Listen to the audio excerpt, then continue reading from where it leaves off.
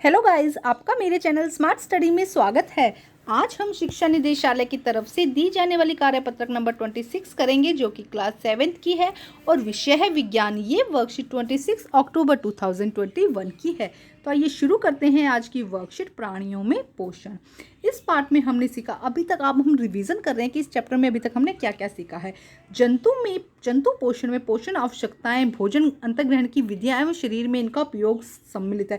तो पोषण में क्या क्या चीजें आती है कि उनकी क्या आवश्यकताएं हैं, पोषण की आवश्यकताएं क्या है, अंतःग्रहण की विधियां क्या है और शरीर किस तरह इनका उपयोग करता है। तो ये सारा किसके अंदर आता है? पोषण के अंदर आता है। आगे देखो क्या कहा गया है।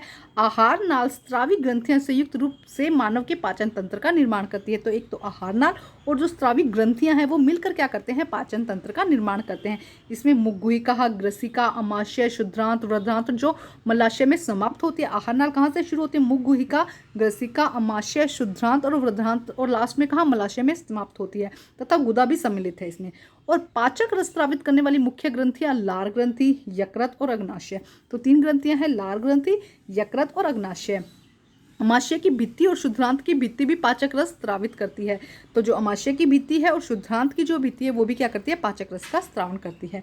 विभिन्न जीवों में भोजन ग्रहण की विधियां भिन्न भिन्न होती है। भोजन को अंतःग्रहण करने की या भोजन लेने की विधियां क्या होती है? अलग अलग होती है। पोषण एक जटिल प्रक्रम है जिसमें अंतःग्रहण, पाचन, अवशोषण और स्वांगीकरण और निष्कासन सभी प्रक्रिया शामिल है। पोषण में क्या है? सिर्फ अंतःग्रहण नहीं, अंतःग्रहण, उसका पाचन करना, उसका अवशोषण करना, स्वांगीकरण करना और निष्कासन करना, सारी ही प्रक्रिया शामिल है। तो ये पूरा सार हमने चैप्टर का पढ़ लिया। अब यहाँ पे एक वर्ग पहेली दी गई है। यहाँ पे देखो कुछ नाम दिए गए हैं, आप ध्यान से देखेंगे यहाँ पर। तो देखो यहाँ पर कुछ नाम दिए गए हैं जिन्हें हमें ढूंढना है और उसका आंसर हमें सोल्व करना है। तो आइए इसका आंसर सोल्व करते हैं।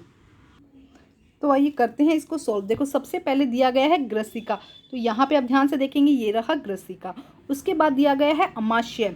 तो अमाशय आप ध्यान से देखो, आपको कहीं नजर आ रहा है अमाशय यहाँ पर? तो अगर हम यहाँ देखेंगे तो देखो ये रहा अमाशय। एक सेकेंड,